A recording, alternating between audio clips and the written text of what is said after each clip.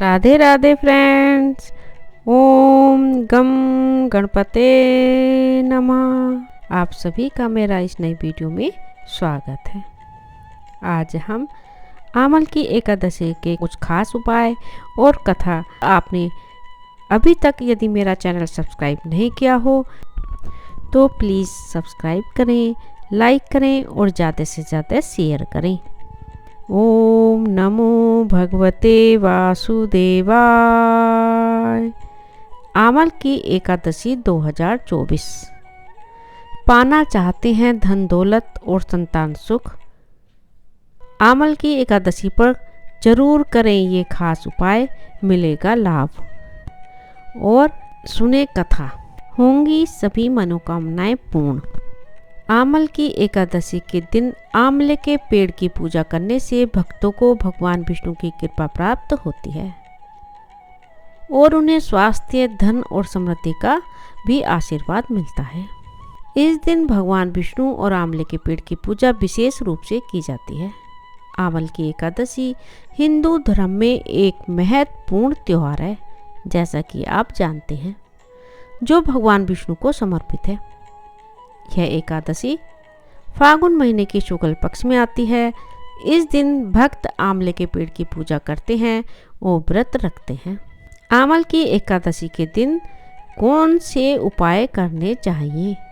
संतान सुख के लिए, अगर आपकी शादी को बहुत समय हो गया है लेकिन अभी तक आपको संतान सुख की प्राप्ति नहीं हुई है, तो ऐसे में आमल की एकादशी के दिन आपको 11 छोटे बच्चों को आंवला से बनी हुई चीज़ें जैसे कैंडी, आंवले का मुरब्बा खाने के लिए देना चाहिए।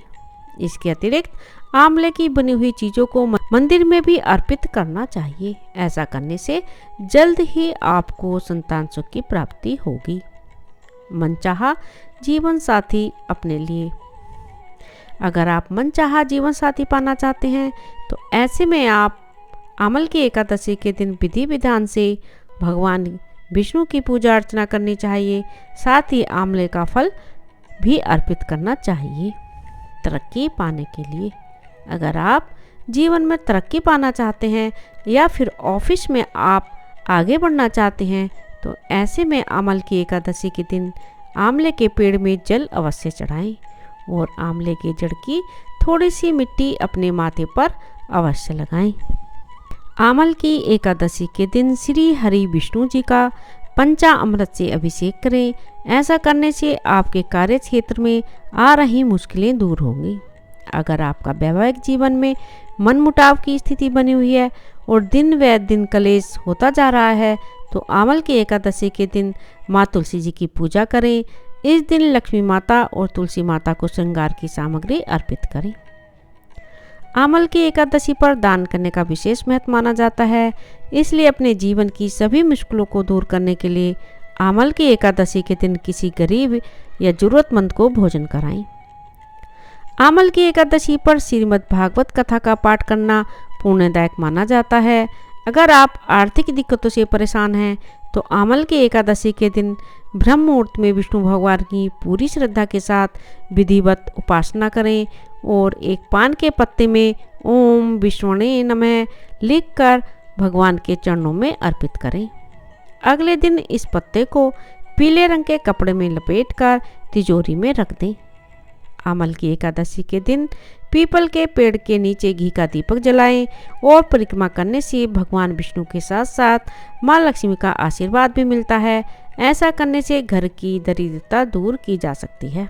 इन उपायों को करने से भाग्य बढ़ेगा, सुख सौभाग्य में वृद्धि होगी। जीवन में यदि समस्याओं को दूर करने के लिए आमल की एकादशी के दिन विधि विधान से भगवान विष्णु की उपासना करें और इस दिन विशेष रूप से आंवले का पेड़ अवश्य लगाएं। प्रतिदिन उसको जल से सींचें। आमल की एकादशी के दिन भगवान विष्णु के मंत्र ओम नमो भगवते वासुदेवाय नमः का जाप करना चाहिए। इस मंत्र के जाप से हर प्रकार की मनोकामनाएं पूरी होती हैं। यह भगवान विष्णु का प्रभावशाली मंत्र है। आमल की एकादशी पर आंवले से यदि ये आप उपाय करेंगे तो हमेशा रहेंगे माला माल। आंवला रस का ये उपयोग करें। आमल की एकादशी के दिन आंवले के रस से भगवान विष्णु को स्नान कराएं। पूजा में उन्हें आंवला भोग अर्पित करें। इस दिन जरूरतमंदों को आंवले का दान करने से संतान प्राप्ति की कामना पूरी होती है, विवाह में आ रही परेशानियां दूर होती हैं। आमल की एकादशी के दिन सुबह आंवले के पेड़ को जल से सींचें। इसके बाद 108 बार परिक्रमा करें। इस दौरान ये मंत्र बोलें, ओम धात्रेय नमः। इस उपाय से नौकरी व्यापार में तरक्की के रास्ते खुलते हैं, बिगड़े काम बनने लगते हैं, बुरा वक्त जल्द टल जाता है। वास्तु शास्त्र में आमल की एकादशी के दिन आंवले के पेड़ को घर में लगाना बेहद शुभ माना जाता है। इसके प्रभाव से सकारात्मक ऊर्जा का प्रभाव बढ़ता है, माँ लक्ष्मी की कृपा बनी रहती है। प्रतिदिन आंवले के पेड़ की पूजा और सेवा करें, इससे धन धान्य में बढ़ोतरी होती है। आमल की एकादशी के दिन आंवले को पानी में रखें और थोड़ी देर बाद इस जल को ओम नमो भगवते वासुदेवाय नमः मंत्र बोलते हुए पूरे घर में आंवले के पेड़ के पत्तों से छिड़काव करें। इससे घर में सुख शांति का आगमन होगा, क्लेश मिटेंगे। आमल की एकादशी का व्रत करने से और कथा को पढ़ने या सुनने से मिलता है 1000 गौ का दान का पुण्य। आइए सुनते हैं आमल की एकादशी कथा। युधिष्ठिर ने भगवान श्री कृष्ण से कहा, श्री कृष्ण मुझे फागुन मास के शुक्ल पक्ष की एकादशी का नाम और महात्म्य बताने की कृपा कीजिए। भगवान श्री कृष्ण बोले, महाभाग धर्मनंदन, फागुन मास के शुक्ल पक्ष की एकादशी का नाम आमल की है। इसका पवित्र व्रत विष्णु लोक की प्राप्ति कराने वाला है। राजा मानधाता ने भी महात्मा वशिष्ठ जी से इसी प्रकार का प्रश्न पूछा था, जिसके जवाब में वशिष्ठ जी ने कहा था, महाभाग भगवान विष्णु के थूकने पर उनके मुख से चंद्रमा के समान कांतिमान एक बिंदु प्रकट होकर पृथ्वी पर गिरा। उसी से आमलक मतलब आंवले का महान वृक्ष उत्पन्न हुआ, जो सभी वृक्षों का आदिभूत कहलाता है। इसी समय प्रजा की सृष्टि करने के लिए भगवान ने ब्रह्मा जी को उत्पन्न किया और ब्रह्मा जी ने देवता, दानव, गंधर्व, यक्ष, राक्षस, नाग तथा निर्मल अंतःकरण वाले महर्षियों को जन्म दिया। उनमें से देवता और ऋषि उस स्थान पर आए जहाँ विष्णुप्रिय आमलक का वृक्ष था। महाभाग उसे देखकर देवताओं को बड़ा विस्मय हुआ, क्योंकि उस वृक्ष के बारे में वे नहीं जानते थे। उन्हें इस प्रकार विस्मित देख आकाशवाणी हुई, महर्षियों, यह सर्वश्रेष्ठ आमलक का वृक्ष है, जो विष्णु को प्रिय है। इसके स्मरण मात्र से गोदान का फल मिलता है। स्पर्श करने से इसे दुगना और फल भक्षण करने से तिगुना पुण्य प्राप्त होता है। यह सब पापों को हरने वाला वैष्णव वृक्ष है। इसके मूल में विष्णु, उसके ऊपर ब्रह्मा, स्कंद में परमेश्वर भगवान रुद्र, शाखाओं में मुनि, टहनियों में देवता, पत्तों में वसु, फूलों में मरुदगण तथा फलों में समस्त प्रजापति वास करते हैं। आमलक सर्वदेवमय है, अतः विष्णु भक्त पुरुषों के लिए यह परम पूज्य है। इसीलिए सदा प्रयत्न पूर्वक आमलक का सेवन करना चाहिए। ऋषि बोले, आप कौन हैं, देवता हैं या कोई और, हमें ठीक ठीक बताइए। पुनः आकाशवाणी हुई, जो संपूर्ण भूतों के कर्ता और समस्त भुवनों के सृष्टा हैं, जिन्हें विद्वान पुरुष भी कठिनता से देख पाते हैं, मैं वही सनातन विष्णु हूँ। देवादिदेव भगवान विष्णु का यह कथन सुनकर वे ऋषिगण भगवान की स्तुति करने लगे। इससे भगवान श्री हरि संतुष्ट हुए और बोले, मैं ऋषियों, तुम्हें कौन सा अभिष्ट वरदान दूं? ऋषि बोले, भगवान, यदि आप संतुष्ट हैं तो हम लोगों के हित के लिए कोई ऐसा व्रत बतलाइए जो स्वर्ग और मोक्ष रूपी फल प्रदान करने वाला हो। श्री विष्णु जी बोले, महर्षियों, फागुन मास के शुक्ल पक्ष में यदि पुष्य नक्षत्र से युक्त एकादशी हो तो वह महान पुण्य देने वाली है, बड़े बड़े पातकों का नाश करने वाली होती है। इस दिन आंवले के वृक्ष के पास जाकर वहाँ रात्रि में जागरण करना चाहिए।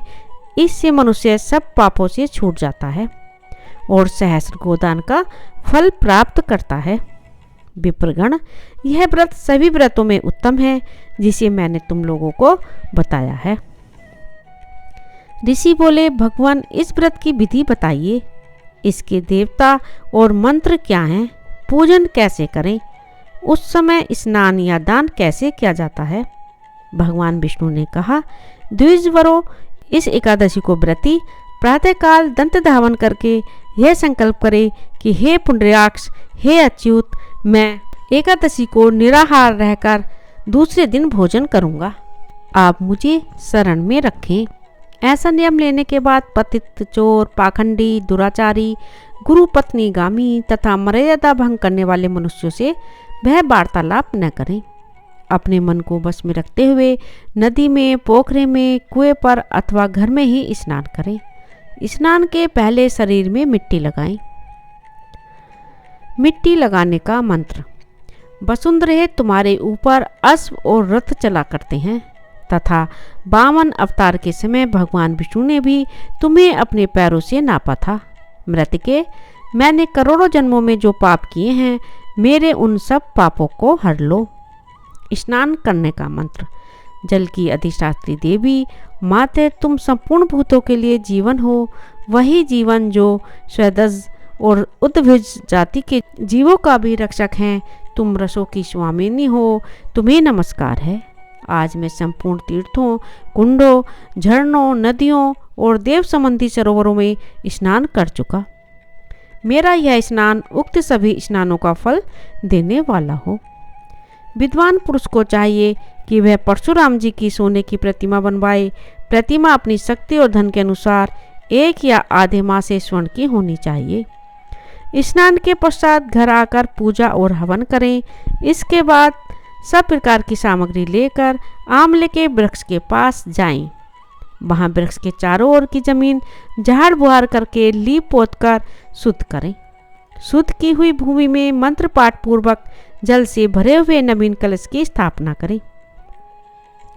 कलश में पंचरत्न और दिव्य गंध आदि छोड़ दें। श्वेत चंदन से उसका लेपन करें। उसके कंठ में फूल की माला पहनाएं। सब प्रकार के धूप की सुगंध फैलाएं। जलते हुए दीपकों की श्रेणी सजा कर रखें। तात्पर्य यह है कि सब ओर से सुंदर और मनोहर दृश्य उपस्थित करें। पूजा के लिए नवीन छाता, जूता और वस्त्र भी मंगा कर रखें। कलश के ऊपर एक पात्र रखकर उसे श्रेष्ठ खिलों से भर दें। फिर उसके ऊपर परशुराम जी की मूर्ति स्थापित करें। विशोकाय नमः कहकर उनके चरणों की, विष रूपिणे नमः से दोनों घुटनों की, उग्राय नमः से जांघों की, दामोदराय नमः से कटिभाग की, पद्मनाभाय नमः से उदर की, श्री वत्सधारिणे नमः से वक्ष स्थल की, चकणे नमः से बाईं बाह की, गदिने नमः से दाहिनी बाह की, वैकुंठाय नमः से कंठ की, यज्ञमुखाय नमः से मुख की, विशोक निधे नमः से नासिका की, वासुदाय नमः से नेत्रों की, वामनाय से ललाट की, सर्वात्मने नमः से संपूर्ण अंगों तथा मस्तक की पूजा करें। यही पूजा के मंत्र हैं। तदंतर भक्ति युक्त चित्त से शुद्ध फल के द्वारा देवाधिदेव परशुराम जी को अर्घ्य प्रदान करें। अर्घ्य का मंत्र इस प्रकार है। हे देव देवेश्वर, जमदग्नि नंदन श्री विष्णु स्वरूप परशुराम जी, आपको नमस्कार है। नमस्कार है। आंवले के फल के साथ दिया हुआ मेरा यह अर्घ्य ग्रहण कीजिए। तदंतर भक्ति युक्त चित्त से जागरण करें। नृत्य, संगीत, वाद्य, धार्मिक उपाख्यान तथा श्री विष्णु संबंधी कथा वार्ता आदि के द्वारा वह रात्रि व्यतीत करें। उसके बाद भगवान विष्णु के नाम ले लेकर आमलक वृक्ष की परिक्रमा 108 या 28 बार करें। फिर सवेरा होने पर श्री हरि की आरती करें। ब्राह्मण की पूजा करके वहाँ की सब सामग्री उसे निवेदित कर दें। परशुराम जी का कलश, 2 वस्त्र, जूता आदि सभी वस्तुएं दान कर दें और यह भावना करें कि परशुराम जी के स्वरूप में भगवान विष्णु मुझ पर प्रसन्न हो। तत्पश्चात आमलक का स्पर्श करके उसकी प्रदक्षिणा करें और स्नान करने के बाद विधि पूर्वक ब्राह्मणों को भोजन कराएं। तदंतर कुटुंबियों के साथ बैठकर स्वयं भी भोजन करें। संपूर्ण तीर्थों के सेवन से जो पुण्य प्राप्त होता है तथा सब प्रकार के दान देने से जो फल मिलता है, वह सब उपयुक्त विधि के पालन से सुलभ होता है। समस्त यज्ञों की अपेक्षा भी अधिक फल मिलता है, इसमें तनिक भी संदेह नहीं है। यह व्रत सब व्रतों में उत्तम है। वशिष्ठ जी कहते हैं, महाराज, इतना कहकर देवेश्वर भगवान विष्णु वहीं अंतर्ध्यान हो गए। तत्पश्चात उन समस्त महर्षियों ने उक्त व्रत का पूर्ण रूप से पालन किया। नृपश्रेष्ठ, इसी प्रकार तुम्हें भी इस व्रत का अनुष्ठान करना चाहिए। भगवान श्री कृष्ण कहते हैं, युधिष्ठिर, यह दुर्धर्ष व्रत मनुष्य को सब पापों से मुक्त करने वाला है। राधे राधे। ओम नमो भगवते वासुदेवाय।